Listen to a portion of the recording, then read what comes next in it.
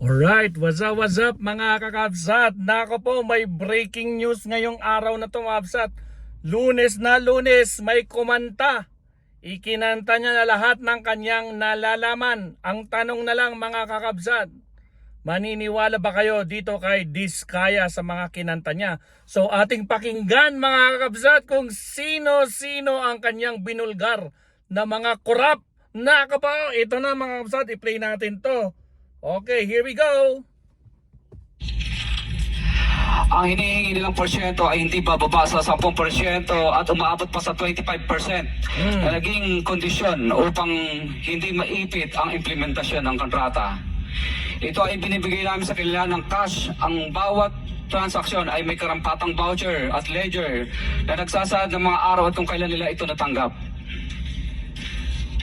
Ilan sa kanila ay sina Terence Calatrava, former Undersecretary of Office of the Presidential Assistant of the Visayas of the Philippines, Kong Roman Romulo of Pasig City, Kong Jojo Ang of Usmag Ilonggo Party List, Congressman Patrick Michael Vargas of Quezon City, Kong Juan Carlos Arjo Aytaide of Quezon City, Altaide? Nicanor Nicky Piriones of AGA Party List, Congressman Marcelino Marcy Teodoro of Marikina, Congressman Florida Robes of San Jose del Monte, Bulacan, Congressman Eliandro Jesus Madronio of Romblon, Congressman Benjamin Benji Agarao Jr., Congressman Florencio Gabriel Bemnoel of Anwar Party List, Kong Leo de Ode Tariela of Occidental Mindoro, Congressman Reynan Arrogancia of Quezon City, Quezon Province,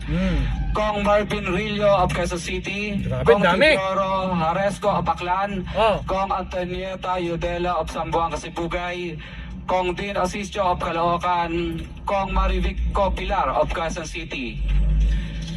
21. Mayroon ding mga kinatawa ng ilang politiko na nakikipagtakbo sa amin upang manghingi ng porsyento kapalit ng mga porsyento ng mga proyekto. Ano daw? Ang mga porsyento ito ay 25% ay ipinipili sa amin bilang Porsyento kapalit na mga porsyento. Ba, kakaiba to ah. Sige, tuloy. karaniwang kalakaran na wala akong kakainang tanggihan. Ilan sa kanila ay sina Regional Director Eduardo Virgilio of DPW sa Region 5, Naku. Director Ramon Ariola III of Unified Management UPMO, District Engineer Henry Alcantara, Yun, DPWS Alcantara. Bulacan First, Sikat yan. Henry Alcantara sa Bulacan mga kakabsat. Naku po. Nakabaw. Secretary Robert Bernardo, District Engineer Aristotle Ramos of DPWS Metro First, Pasig City, District Engineer Manny Bulusan of DPWS North, Manila Deo, District Engineer Edgardo C. Pingol of DPWS Bulacan, Sabdeo, District Engineer Michael Rosaria of DPWS Quezon Second Deo. Karamihan sa mga kawani ng DPWS na nabanggit sa itaas ay paulit-ulit na binabanggit ang delivery ng pera ay para sa kaisaldi ko na dapat at least Karamihan sa kanila? Sino daw? Si Zalti ko ba yun? Ang dali nga. Tama ba?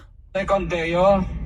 Karamihan sa mga kawani ng DPWS na nabanggit sa itaas ay paulit-ulit na binabanggit Karamihan ng mga DPWH na nasa taas, binabanggit sino?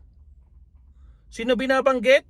taas ay paulit-ulit na binabanggit ang delivery ng pera ay para sa kaisaldi ko na dapat at least 25%.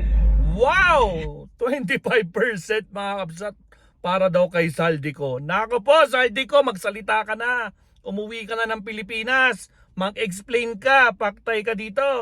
Sige, tuloy.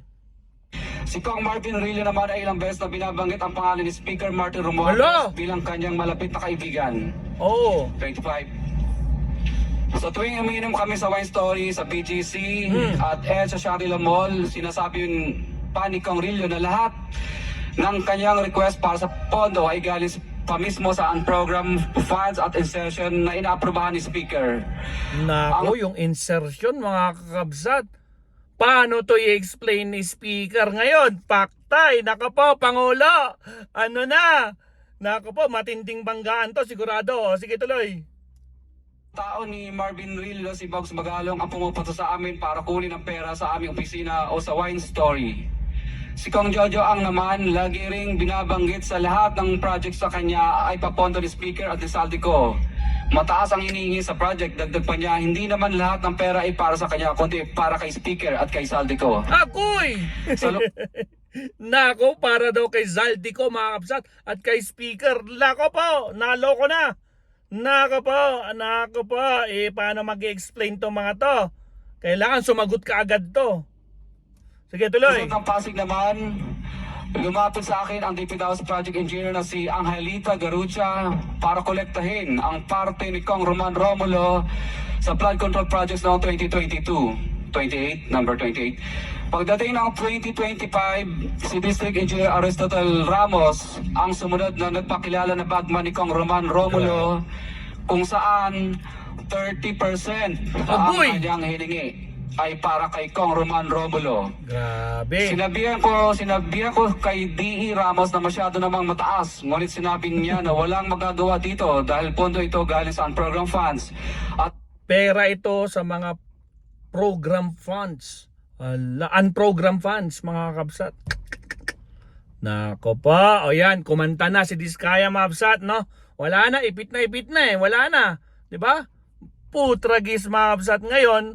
Itong mga binanggit na sangkatutak na congressman, kasama itong si Zaldico at saka si Martin Romualdez mga kapsat, naspakan. Paano na yan? Kailangan mag-explain talaga sila mga kapsat. Nako pa dahil kayong hindi. Nako po, malaking kasirian to. Well lang, namatay. O sige tuloy. at insertion galing sa taas. Sa ilang pagkakataon, ang mga politiko na personal na inabutan ng halaga ayon sa hinihingi nilang porsyento mula sa proyekto. Ang pagbabayad na ito ay hindi naman kagustuhan kundi isang hakbang na ginawa namin dahil sa matinding panggigitit.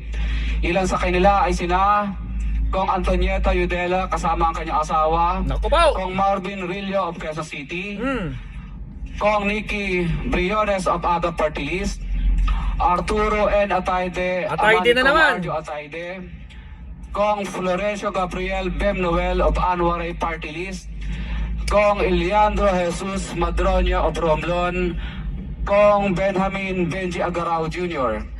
Bagamat naging matinding pagsubok ang kabosan ng pondo na nakalaan sa proyekto, pilit at matapat naming sinusunod ang bawat espesifikasyon na nakasaad sa Program of Works na nakasaad sa proyekto ng DPWH.